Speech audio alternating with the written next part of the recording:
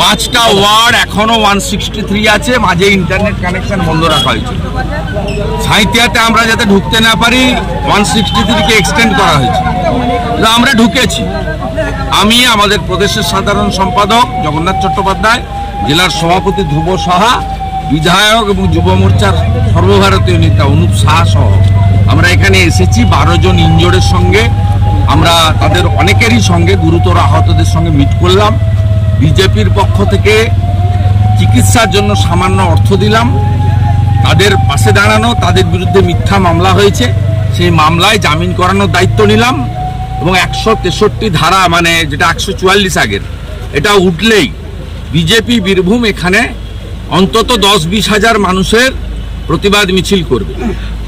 বলছি দাদা, আর রামনবমী এখানে যাতে সবাই পালন করে সেজন্য সবাইকে বললাম এতটুকু ভয় পাবেন না, মামলা করতে দিন, হামলা করতে দিন, জেলে নিয়ে যেতে দিন, হিন্দু মাথা নত করবে না। আচ্ছা, বিভিন্ন সময় কেসটার সঙ্গে কাজের একটা দ্বন্দ্ব দেখা দিচ্ছে, ওগুলো সব ড্রামা, যেমন পিসি ভাইপোর ড্রামা।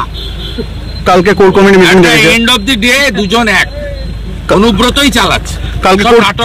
কালকে কোর কমিটি মিটিং ডেকেছে, অনুব্রতই সব চালাচ্ছে। পাথর, বালি, কয়লা সব ব্যবসায়ী এখানে চলছে, কোথাও কোনো খামতি নেই।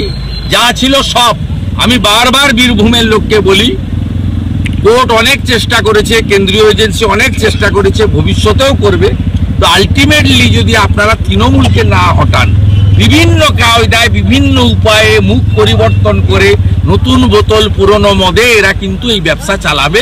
তার কারণ 75% টাকা ভাইপোর কাছে পৌঁছাচ্ছে। আচ্ছা, মমতা ব্যানার্জি লন্ডন যাচ্ছে কালকে, কি বলবেন? মমতা ব্যানার্জি লন্ডন যাচ্ছে, কি বলবেন? আমি জানি না, 8 কোটি টাকা তুলেছে এটুকু জানি, West Bengal industrial development corporation থেকে, WPIDC থেকে 8 কোটি টাকা তুলেছে। এই 8 কোটি টাকায় 8টা হসপিটালে স্ক্যান মেশিন বসানো যেত। বিভিন্ন জায়গায় বিজেপি নেতা কর্মীরা আহত হচ্ছে, কি বলবেন? সবাইকে মারছে, দিলীপদাকে আজকে অ্যাটাক করেছে, কালকে নিখিলদের গাড়ি ভেঙেছে, তার আগের দিন আমাদের গাড়ি, আমার আগের, এটা অন্য গাড়ি, আগের গাড়িটা ভাঙা ওয়ার্কশপে পড়ে আছে। ঠিক আছে, থ্যাংক ইউ।